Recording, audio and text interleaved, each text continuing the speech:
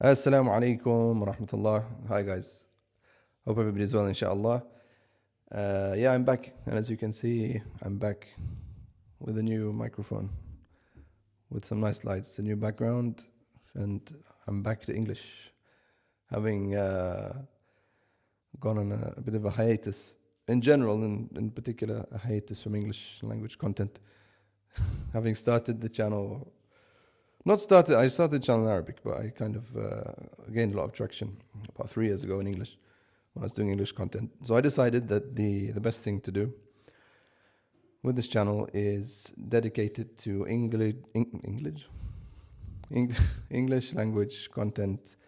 Da'wah content is the best way I can describe it, talking about Islam and topics related to Islam and so on and so forth.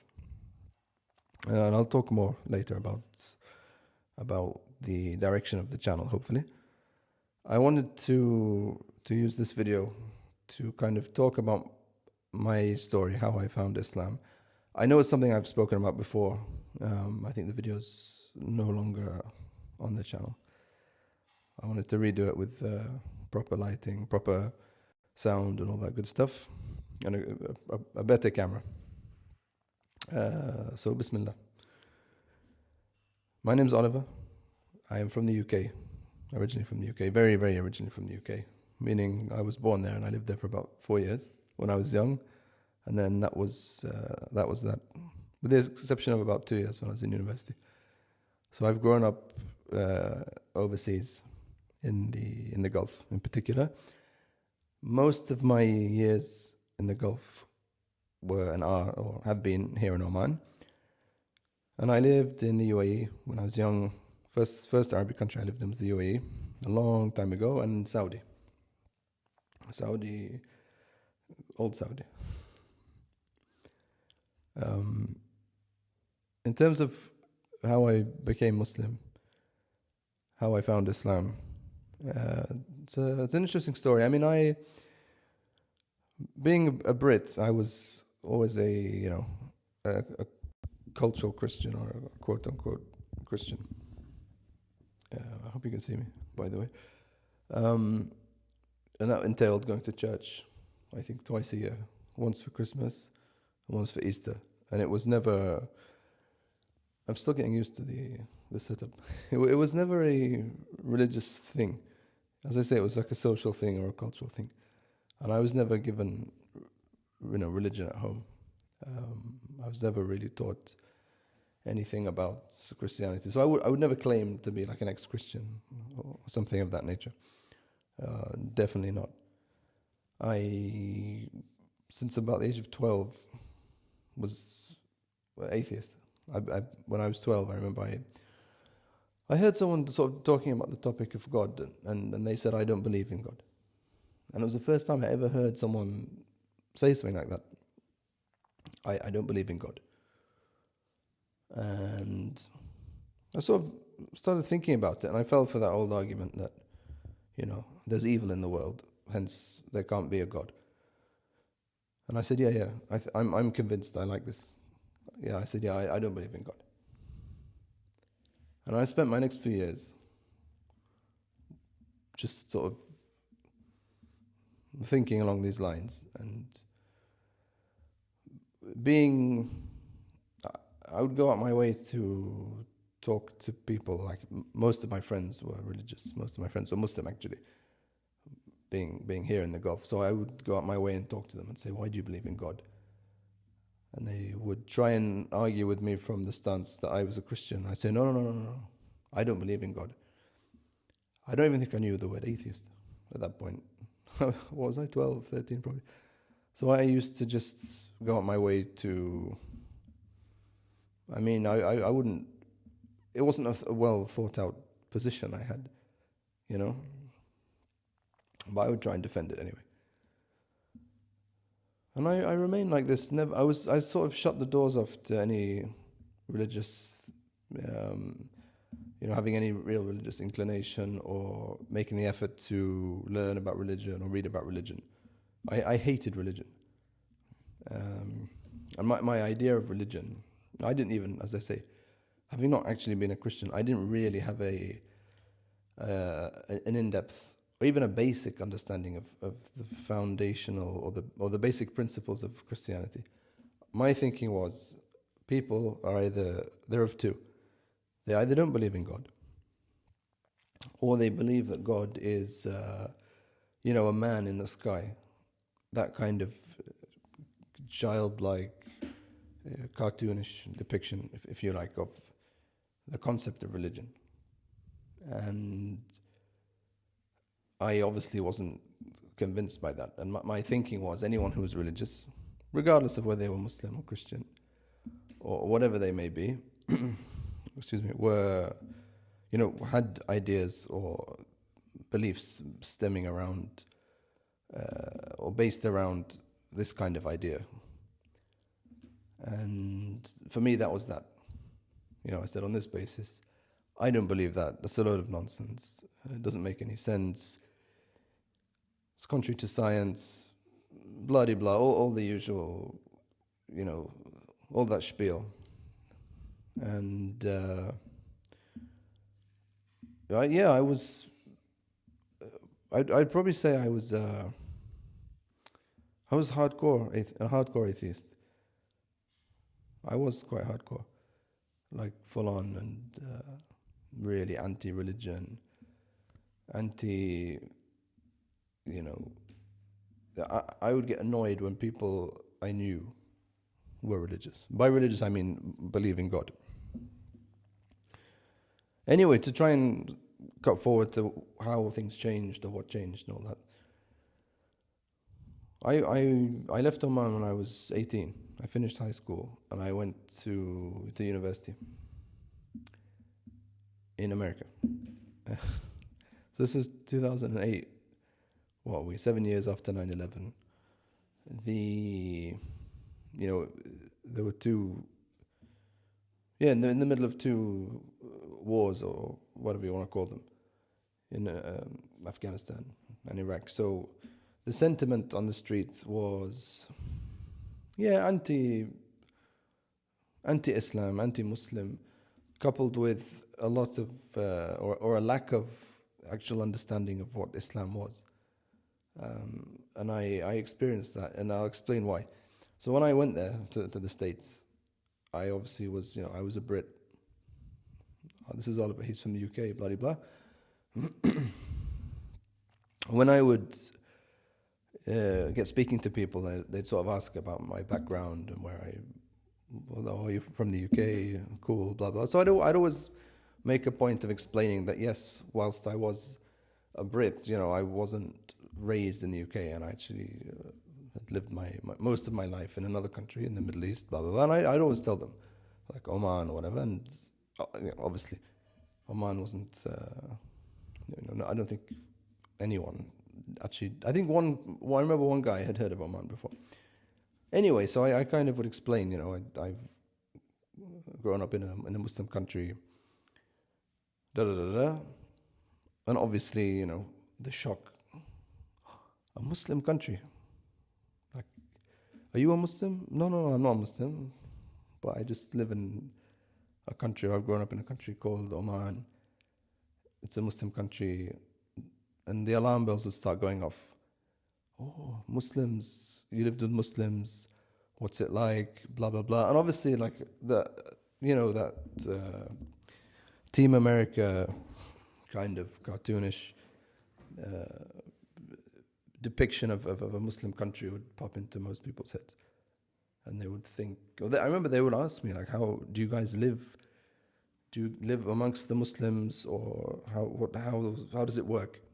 The idea was so alien to people that it was ridiculous. Like I expected that. I didn't expect people to know Oman, to be honest. And yeah, I thought I'd get some questions, but I was quite shocked at the level of ignorance. It is ignorance. And the questions that would follow up.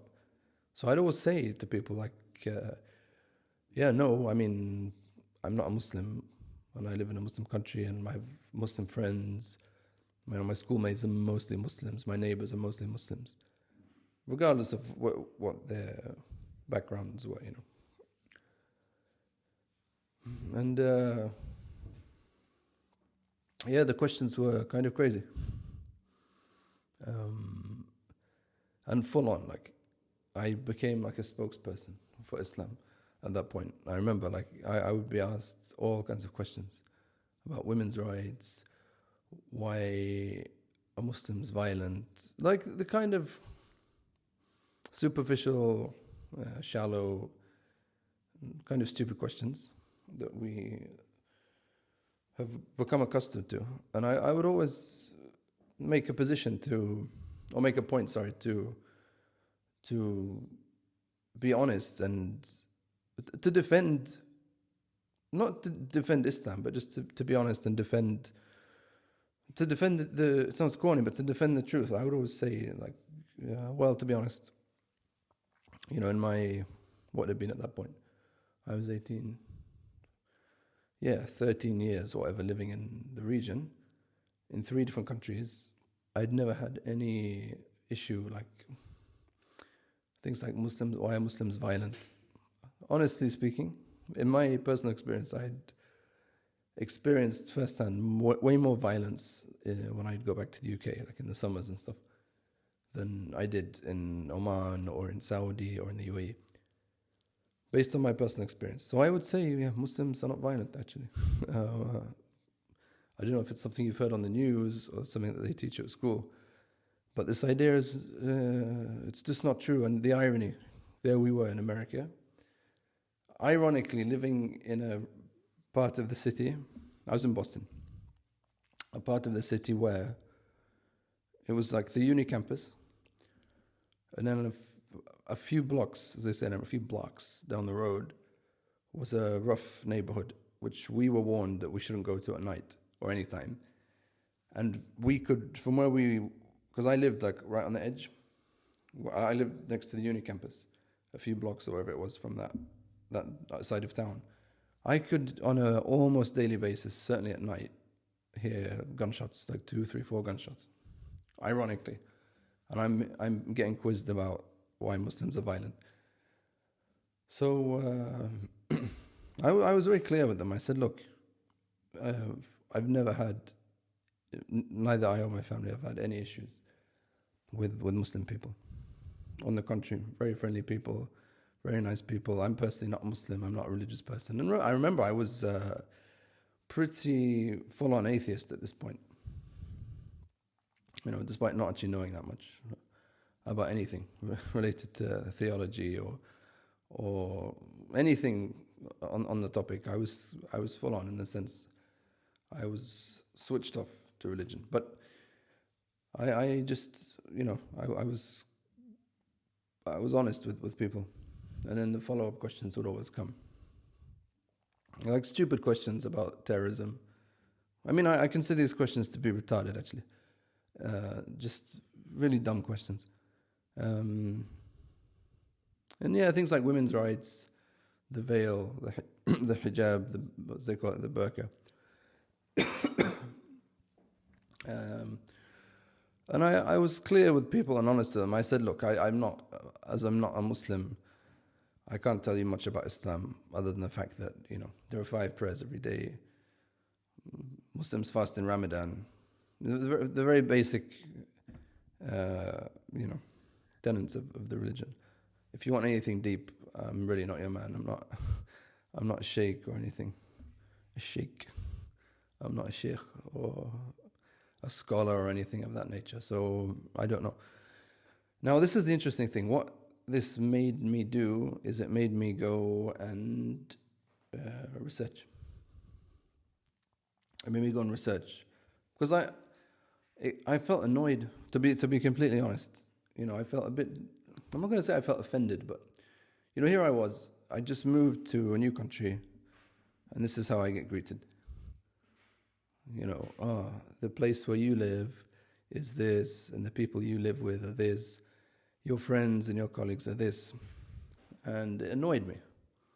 Not offended, I just got annoyed. And I wanted people to understand that my home, the place where I grew up, the place where I lived, was not the Durkistan, cartoonish idea that people had in their minds.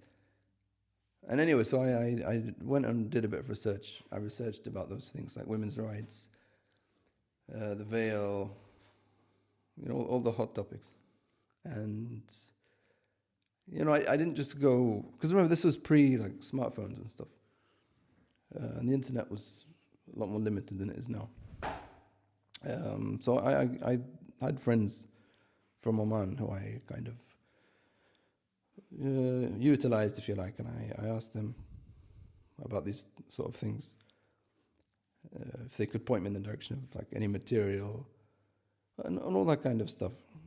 And honestly, it wasn't a case of I'd go and read up and then go back to those same people and say, you know how you asked me about the hijab? Or you know how you asked me about women's rights in Islam? Well, I went and researched and found out that this, and this. I didn't go back to them. It's not like I went back and opened up the same topic. But I used it for my own information.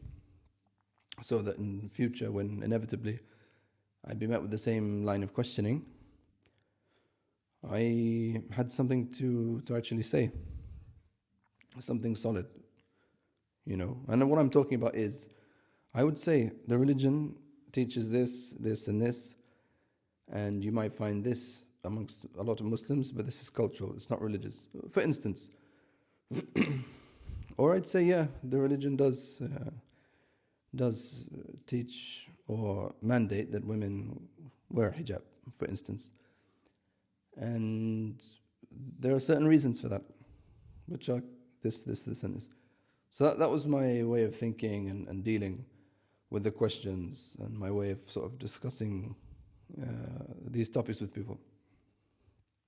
So what happened was, I ended up leaving America. I went to the UK after about 2 years. And by this point, I was quite, I knew Arabic, and I missed Oman a lot, I'll be honest. I didn't settle that well. I didn't settle in America at all. The UK was okay. Maybe because I knew I was just there for 2 years, and I was going to finish up and then try and move back to, if not to Oman, at least to the region. I wanted to live in a Muslim country. And I'm still, just to remind you, I was still big time atheist. But over those 2 years, subhanAllah, I think my heart had opened up to Islam. I'd really warmed to it, way more than before. And I found the fact that there were all these sort of rulings that would, apply to every single aspect of life. I found this concept rather amazing. The fact that you have a religion that, firstly, it wasn't what I expected it was at all. As I say, when I was younger, I had that cartoonish idea that all religions were the same. People just believed in a man in the sky with a magic wand, which is the cartoony sort of atheist position. Anyway, so I discovered that this wasn't actually true. And along with the fact that, the atheist argument is always science. The new atheist argument is science. We believe in science, we don't believe in religion. Religion goes against science. We believe in science, blah, blah, blah. So I discovered that actually, with regard to Islam, this stupid kind of caricature wasn't accurate at all, and it just simply wasn't true. Islam encourages Muslims to seek knowledge, and there's no, sometimes I forget words in English, there's no confrontation or no tadarub, as we would say in Arabic, between someone being a pious Muslim and someone being a scientist, which when I was younger and when I was very atheistic, I struggled to kind of wrap my head around. And I know a lot of atheists, new atheists, have this concept is very difficult for them to understand. Anyway, so I discovered that Islam wasn't what I thought it was. And I became really fascinated to a point that after I left the UK after I finished uni. I moved back to the Gulf. My interest sort of peaked at this point, and I was really in it. And I remember I guess being back around it again, around Muslims, around the Adhan, around the Islamic culture, for lack of a better expression. I just felt that this was something amazing, and it was something that I wanted, even though I didn't believe in Allah. And I didn't, even at this point. Like, I'm talking about how I really sort of fell in love with the religion as a concept and as an idea, but I still didn't believe in Allah, which is obviously problematic. Anyway, I was talking to my friends one day. One of my friends who really helped me through my 3 years or whatever it was of trying to understand the religion better, trying to understand what Islam was about.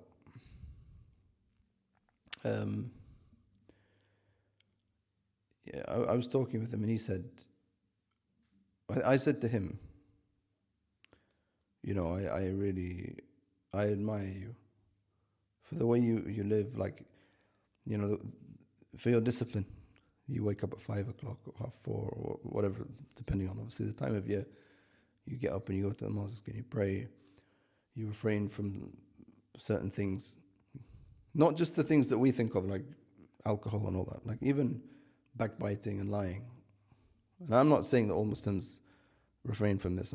Sadly, it's very much on the contrary, but Islam, as we know, teaches this and prohibits these type of things. So the person I was talking to, my friend, mashallah, is a very pious person, and I learned from him a lot of these things, and I saw in him a lot of these things. And I just said, I think your religion and the Islamic morals really are beautiful. I remember I said this to him on WhatsApp. And he said, thank you. And I said, you're lucky that you're a Muslim. I always remember I said that to him. I said, you're lucky you're a Muslim.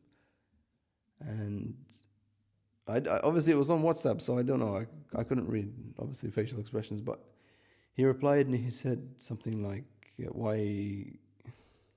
No, he said thank you. And then I think I said something like, I wish I was a Muslim. I wish I could be a Muslim. To which he replied and said, well, why don't you? What's stopping you? And I was well aware that Islam is not, Islam's a religion that you can enter into. And I knew it just needed the shahada. So I think that's that's definitely what he was alluding to. He said, why don't you then? Which is the obvious thing to ask. If someone comes and says, I want to be a Muslim, what do? Tell him to take the shahada, khalas. He's a Muslim. Which is what he did. He told me, why don't you take the shahada and become a Muslim? To which I replied, the issue is I still do not believe in Allah. Imagine all of that, all of my love for Islam, my admiration for Islam, for Islamic values, for Muslims, the discipline of Muslims, all of that, and I still didn't believe that Allah existed. And I think, to be honest, it's partly down to the fact that I never gave the concept a good deal of thought. Like, even, as I say, when I was reading about Islam and learning about Islam, my focus was not about whether Allah existed or I didn't ever try to understand the concept of Allah. It was more like the rulings and prohibitions and the moral teachings and so on and so forth, which is probably a big part of why I still didn't believe. Anyway, so I said that to him. He said, well, that's obviously problematic. And he followed up with something. He said, look, 3 days from now is Ramadan. Ramadan starts in 3 days. Obviously, I knew about Ramadan. I knew about fasting. If I remember correctly, I tried to fast the year before. I gave it a go and gave up after about. I didn't even manage the day. Like it was pathetic. Anyway, so he said, "Look, Ramadan starts in 3 days." I said, "Yeah," and he said, "I want you to do something." Okay, tell me. He said, "I want you to fast." He either said, "I want you to fast Ramadan," or "I want you to fast a day of Ramadan," or something along those lines. I can't remember which one it was, but he basically said, "I want you to try fasting." I said, "Look, yeah, I would love to. I've tried it before, didn't go very well. I imagine it's going to be pretty tough, but I'll try." I was down to try. I just wasn't very confident in my own ability to resist food or drink for 16 hours, which is quite sad. I'm talking, but I haven't finished my coffee. Anyway, he said, "Look, just it's fine. It's not that hard. Just do it for a day. Try the first day. That's all I ask from you." So he said, "Just do it." So I said, "Okay." Ironically, we used to talk in Arabic. Ironically, I would have said, I said, "Inshallah." Try it for a day, inshallah, even though I wasn't a Muslim. Which is an important thing I probably didn't touch upon, but I spoke Arabic. I actually did the opposite of what a lot of people do, which is become Muslim, revert to Islam, and then learn Arabic and learn about the culture and blah blah blah. I did it the other way around. Anyway, I've kind of given away the story, but you know I'm a Muslim, so you know what the ending's going to be. So anyway, I fasted the first day of Ramadan. This was 2014. What was it? 1443, I think, or 53. Hijri, I can't remember. Anyway, so I fasted the first day, and it went surprisingly well. It was not quite as difficult as I'd expected. It was a bit tough towards the end of I think the last couple of hours I felt sort of tired and a bit hungry. Other than that, it was fine. And I remember this was July, and my work entailed me to be outside sort of late morning, or from the early morning till about late morning or noon in the heat. And honestly, alhamdulillah, I didn't at any point feel, I remember someone offered me water, not thinking or not knowing I was fasting, and I never felt tempted or that I needed to give in. As I say, up until the last hour and a half maybe, it was perfectly fine. And I remember my first iftar yani. Do excuse me, when I speak English, I do fully English. Even Arabic words, I anglicize them. And vice versa, when I speak Arabic, I'll Arabize English words. Anyway, I literally filled the table with everything you can think of. And I remember having heard that, or being a known thing, that Muslims would break fast in Ramadan on like dates and leban and light things. And I remember always thinking that was strange. You know, you've been fasting the whole day. Surely the first thing you'd want to do is just, you know, have a feast, which is what I stupidly did. I remember hearing the adhan and going mental. Like I had like biryani, I think sambusas. I got myself this dinner from outside. I was living with my family. Like I think they'd already had dinner at that point. I can't remember. So I had iftar by myself, and it was like biryani, sambusa, leban, tea, coffee, water, some juice, and then some sweets. I just went mad, and honestly, about 10 minutes after I finished, I understood the wisdom behind breaking fast on a date or on something light, because I was stuffed beyond belief, and I couldn't. I just went to my bed and lay down, and I think I probably didn't move until the next morning. And I fasted the next day. Although one thing I used to do is I would start my fasting at sunrise, not Fajr. I'd start sunrise, And so I fasted the second day and the third day, and so on and so forth. And it just got easier and easier, and I just felt, I loved the feeling. You know, not being a Muslim, I wasn't praying, obviously, and you know, engaged in all that spiritual stuff. But the fasting alone was a really amazing experience. And fasting those days, you know, my first experience of fasting, my first days of fasting, is an experience I'll never, those first few days I'll never forget. I always remember them. I remember every, you know, down to the detail. And I just, one thing that always sticks in my mind is the fact that I felt, I just felt the ni'mah or the blessing of food, to a point where I would, when I was hungry, like after iftar or even for iftar, if I didn't find something that I wanted to eat, like I really liked, even if it wasn't a food that I would typically eat, I mean, because I was hungry, I would eat it and I would enjoy it and I'd feel thankful for it. And I learned this during those days, the concept of a ni'mah. Like, and I felt the ni'mah or the blessing of food.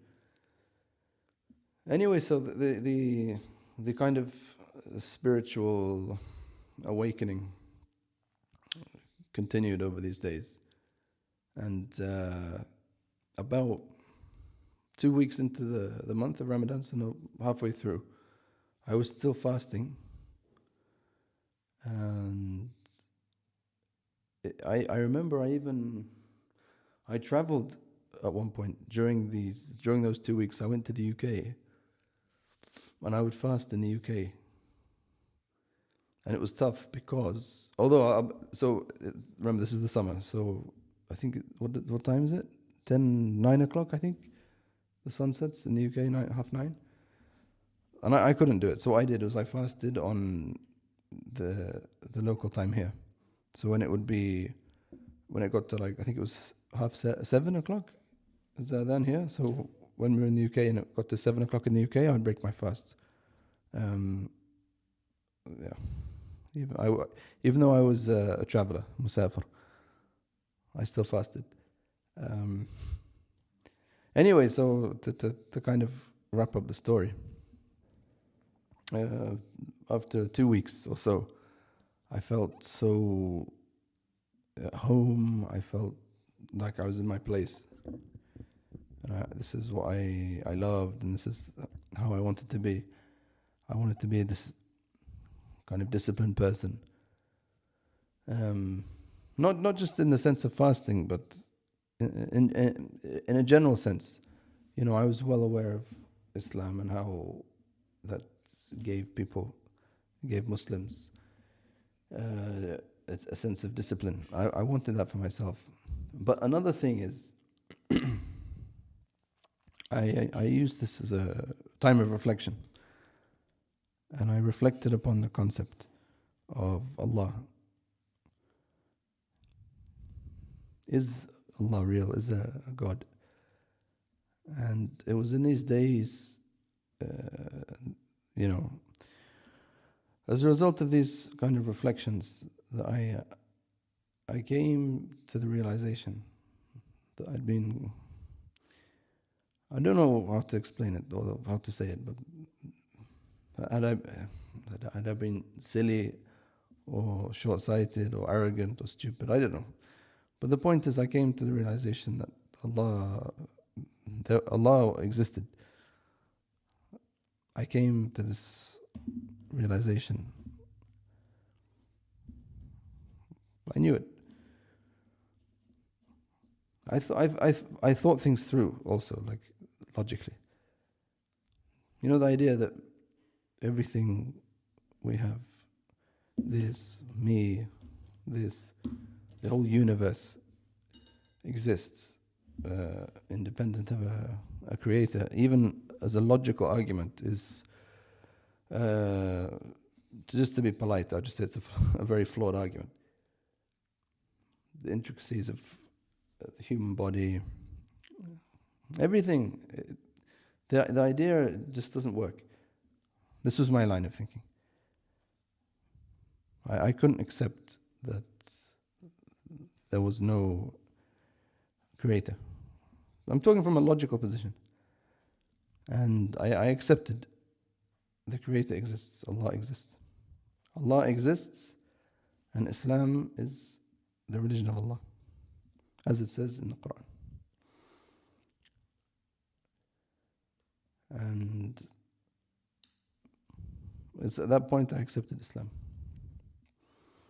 Halfway through Ramadan, 1443.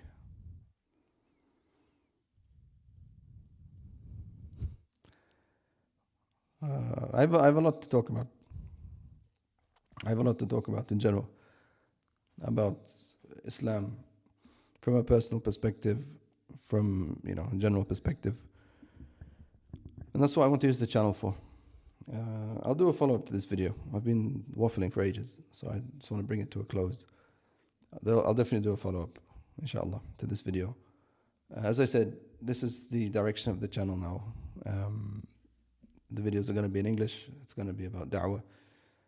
As I say, I played around. I started the channel about more than 10 years ago. I was doing Arabic content. I switched to English. I got a lot of traction doing sort of Islamic English content. And then I got busy with stuff. You know what YouTube's like. It takes a bit of time. And I played around different content, different languages. And I've settled on this. So this is what it's going to be. If you want to hear more from me, if you like this type of topics, give me a follow. If you like the video, like it, share it. Remember, the aim is da'wah, ultimately. So, inshallah, we all get ajr for this. A like, a share, even a comment, inshallah. We will get ajr. Also a subscriber. Anyway, thanks for putting up with me for I don't know how long I've been waffling for. Assalamu alaikum wa rahmatullah, and I'll see you soon.